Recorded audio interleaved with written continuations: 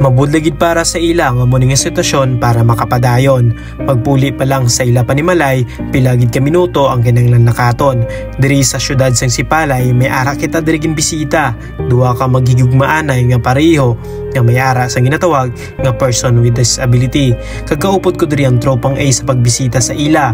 Nahibaluan nga nakita namo ng post ni vlog ni Mitoy nga kung sa di nagapangayo ini sang bulig o kon sponsor para matigayon ng ila hinahandom nga kasal.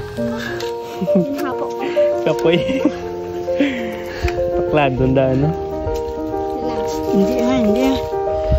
Bisan ano kabulay nga sitwasyon makita mo gid sa ila nga sila malipayon. Gani pag-abot sang tropang A, naghatag na dayon sang gamayng grocery kag mga bugas. Kag ato naman dayon gini istorya ang duwa ka magigugmaanay. Ano pangalan mo, sir? Ano pangalan mo? Estelito. Osilito? Estelito. Kaya ma'am? Ronaldin Saba. Ronaldin. Bali, pila na ka mo ka years nga galipin na ka mo din? Pila na ka mo ka years? 3 years. Bali, paano ka mo nagsugod bilang isa ka Nang mag-partner. Nang nagsugod naman nga relasyon nga duha nang pag-party sa City Hall. Christmas party sa City Hall. Tapos sa FB. Basta kilala na yun. Okay, bali Christmas party siya iya ka mga PWD. Dito ka mo duha nagkilalahay doon. So, susubong gusto nyo mapakasal ka mo para magsugod sa inyong pamilya man, no? So, sir, anong source of income mo subong na Ay pagkikasugod ko nag-upload ko lang sa mga tiyo. Ay, okay. Bali, gapod-upod ka sa tiyo mo para mangisda, bukod. Pero ang amo nga ginobra ang ginobra nga bruto sa imo na nito son. Amo na gamitan niya doa para makamuno. Di was kasal niya na. So, dire man lang sa Sipalay, no.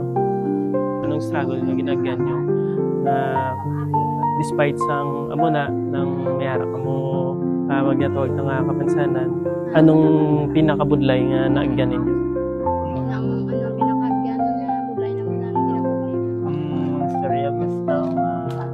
Gina-discriminate ka mo. Biskan sa amo na nga kahimtangan kinabuli pa ka mo, gina-discriminate pa ka mo. Sa mga tao ka mga hindi na yakansin din, no? Estimate lang. Underestimate ka mo nga kumo siguro mambali sila nga hindi nyo kaya do ka mo na.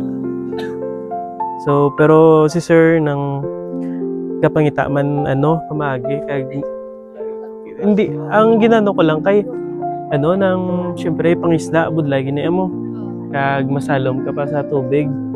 So believe lang ko da kay kaya mo pa ya sir. Pero sa kondo sanay naman, no? Kag kung saan ka lang nagsugod nga gan. Nang tato ka tuig lang gapulog ko lang ko. Bye. Tama lang. Pero ang imo na nga sir sa nang inborn gid siya.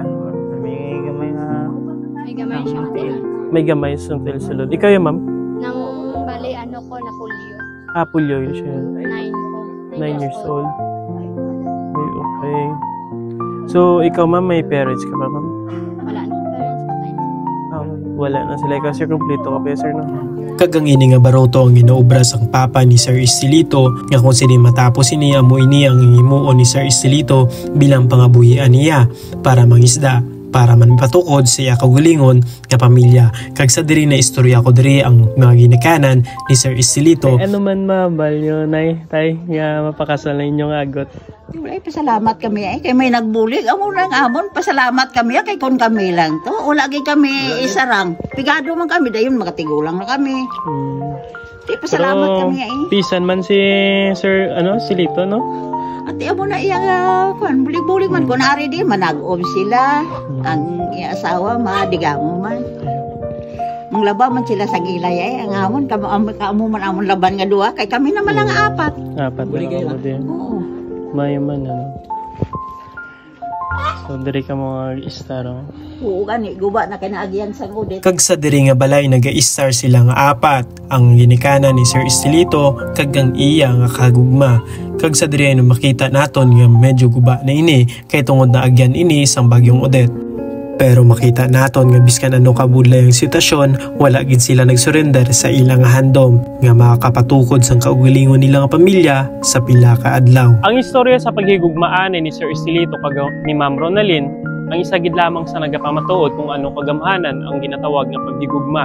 Hindi naging rason ng ilang kapansanan para hindi nila madayon ang ilang ginhandom nga magkapamilya. Kagbuas na ang adlaw nga ginahulat nila na kung sa diin matabo ang handom nila nga sila makapakasal na.